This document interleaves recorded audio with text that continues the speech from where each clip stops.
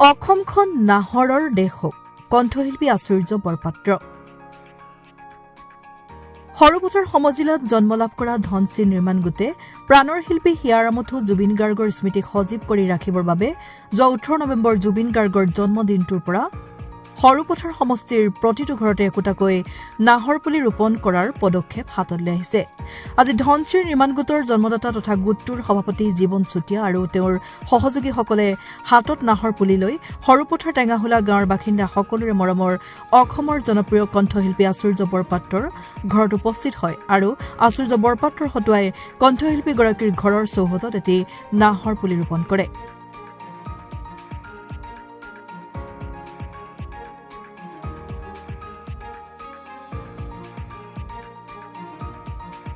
আচুৰ্য বৰপাত্ৰই ধনশ্ৰীৰ নিৰ্মাণ গোট তথা জীৱন চুতীয়াৰ এই মহান পদক্ষেপক শলাগ জনায় আৰু এই পদক্ষেপ যাতে থমকি নৰয় তাৰ প্ৰতি অনুৰোধ জনায়। শিল্পীগৰাকীয়ে লগতে কয়, ধনশ্ৰীৰ নিৰ্মাণ গোটৰ সমান্তৰালভাৱে সকলো লোক যাতে নিজে নিজে নাহৰ পুলি ৰোপণ কৰি অসমখনক নাহৰৰ দেশলৈ ৰূপান্তৰিত কৰাৰ লগতে জুবিনদাৰ সপোনক বাস্তৱায়িত কৰাৰ বাবে আহ্বান জনায়।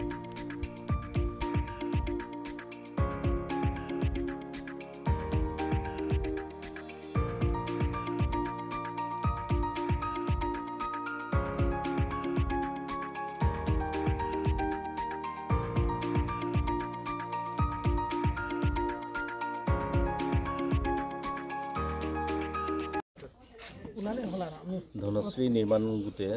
যেহেতু নাহৰ পুলি ৰোপণৰ এক কাৰ্যসূচী গ্ৰহণ কৰিছে আৰু আজি ৰাতিপুৱাৰ ভাগতে আজি তোমাৰ ঘৰত আহি পেলাই যি আচলতে নাহৰ পুলি ৰোপণৰ কাৰ্যসূচী এই ক্ষেত্ৰত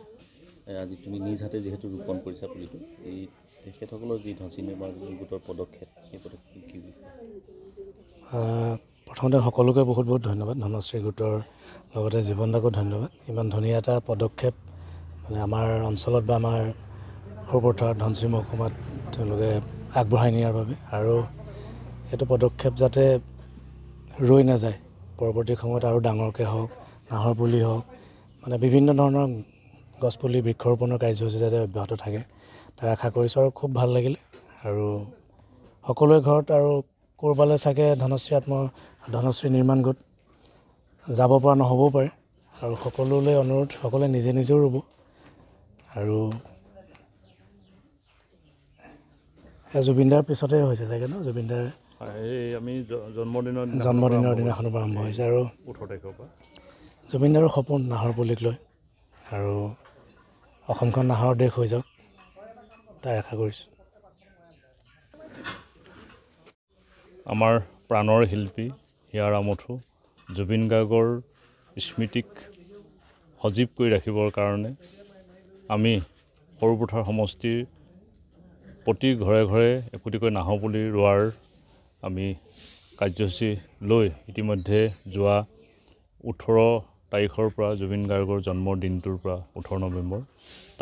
সেই দিনাৰ পৰা আমি এই কাৰ্যসূচী আৰম্ভ কৰিছোঁ আৰু আমি দৈনিক বিভিন্ন ব্যক্তিৰ ঘৰত গৈ সেই গৃহস্থৰ হতুৱাই আমি একোটিকৈ নাহৰ পুলি ৰোপণ কৰাৰ কাম আমি ইতিমধ্যে কৰি আছোঁ আৰু আজি আমাৰ সৰুপথাৰৰ আমাৰ স্থানীয়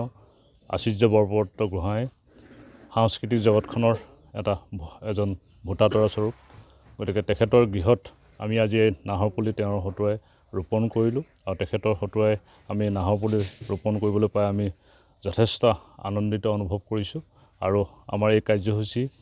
চলাই যোৱাৰ ক্ষেত্ৰত তেওঁলোকৰ সহযোগিতাই আমাক যথেষ্ট উৎসাহ যোগাব।